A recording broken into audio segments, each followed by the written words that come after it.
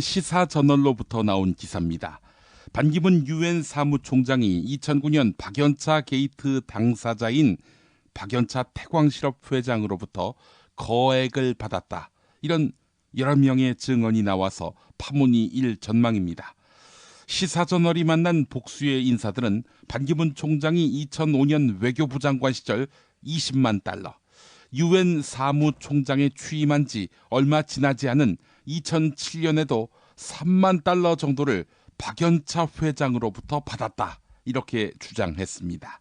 반기문 총장이 무려 23만 달러, 즉 2억 8천만 원을 수수했다는 것인데, 이 액수라면 박연차 게이트 수사 당시 드러난 박연차 회장으로부터 금품을 받은 정관계 인사 가운데 반기문 총장이 가장 많은 액수를 받은 셈입니다. 법적인 책임 피할 수 없습니다. 공소시효가 15년이니까요. 자, 그런데 당시 검찰도 알고 있었지만 뭉갰다고 합니다. 박근혜가 지난 3월 14일 청와대 인근 안가에서 신동빈 롯데그룹 회장을 만났습니다. 그리고 75억을 내라 이렇게 말했다고 합니다. 경기도 하남시 체육시설 건립비 후원금 쪽입니다. 아시죠? 그 근처에 미사리가 있습니다. 당일 상황을 기록한 당시 청와대 정책조정수석 안종범의 업무 수첩에도 박근혜가 구체적으로 75억을 거론했다. 이렇게 적혀 있습니다. 미사리 근처에 최순실 부동산이 있지요. 국민일보 보도였습니다. 최순실이 기업을 상대로 삥 뜯는 거야 구문입니다. 그런데 사업을 명목으로 거액을 요구했습니다. 건물 지어주는 걸로 기여하겠다라고 나온 기업도 있었는데요. 하지만 필요 없다. 현금을 다오. 최순실이 이랬다는 겁니다. 땅이 필요하다 이렇게 이야기하고는 현금으로 달라고 했습니다. 이처럼 굳이 현금만을 요구한 것은 실제 사업보다는 돈을 끌어모으는 것이 목적이기 때문이다 라는 분석이 나옵니다. 경향신문이 보도했습니다. 박근혜 정부 출범 직후인 2013년 4월 국가정보원 1, 2, 3차장 그리고 기획조정실장을 선정할 때 박근혜가 최순실에게 후보자를 최대 5배수까지 전달하면 최순실이 대상자를 최종 낙점한 것으로 확인됐습니다. 시녀한테 컨펌을 받으셨구만요. 이게 어디 연설문 수정해주는 정도입니까? 이를 입증할 자료와 증언을 검찰이 확보했고 특검에 넘긴 상태입니다. 한편 박근혜가 추천한 국정원 2차장 후보 1번에 유영하가 있었습니다. 유영하. 지금 박근혜의 변호인이지요. 동아일보 보도였습니다.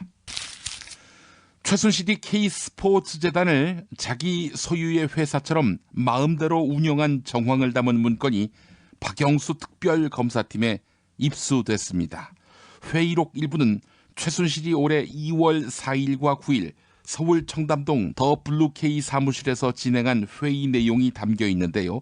회의에는 최순실이 직접 참여했고 문화체육계의 다양한 프로젝트와 대기업, 정부의 지원 방안 등이 논의됐습니다. 특검팀은 이 자료에 등장하는 사업 중 상당수가 K스포츠재단의 본래 취지와 달리 최순실 개인을 위해 진행된 것으로 보고 있습니다. 최순실은 그동안 K스포츠재단과는 무관하다 이런 입장을 밝혔는데요. 16개 대기업이 출연한 288억과의 관련성을 차단해왔습니다. 따라서 이 회의록은 박근혜로 향하는 제3자 뇌물수수 혐의의 연결고리가 될 것으로 보입니다. 중앙일보가 보도했습니다. 헌법재판소가 박근혜의 탄핵 심판 첫 준비 절차에서 쟁점을 정리했지요. 어제 전체 재판관 회의를 열어서 증거를 검토했습니다. 헌법재판소가 탄핵 사유 13가지를 압축해서 5가지 유형별로 나눠서 심리하기로 결정했는데요. 사유별이 아니라 유형별로 묶어서 심리하면 하나의 증거나 사실관계로 여러 건의 헌법과 법률 위반을 동시에 판단할 수 있는 등 심리가 빨라질 수 있습니다. 또 재판부가 당사자주의와 변론주의가 기반돼야 하지만 직권주의가 강화될 수밖에 없다. 이렇게 밝혔어요. 이건 지연 전수를 직권으로 중단시킬 수 있다. 이런 뜻으로 해석됩니다. 재판 장기화를 노리는 박근혜 측에 쐐기를 박은 셈인데요. 그만큼 이 사건은 간단합니다. 한겨레 사설에 나와 있는 내용이었습니다. 논란을 빚어온 국정역사교과서 현장 검토본에 대한 의견 수렴이 마감됐습니다. 교육부 관계자는 여러 의견을 검토한 뒤 다음 주 초 교과서 적용 방안을 발표할 예정이다. 이렇게 밝혔습니다. 국정교과서에 대한 반발이 거세지면서 폐기, 국검정 혼용, 적용 유예 등 여러 대안이 거론돼 왔는데요. 현재 교육부 안팎에서는 1년 유예안이 가장 유력하게 검토되는 것으로 알려졌습니다. 이렇게 되면 국정교과서의 운명은 사실상 차기 정부에서 결정하게 됩니다. 중앙일보가 보도했습니다.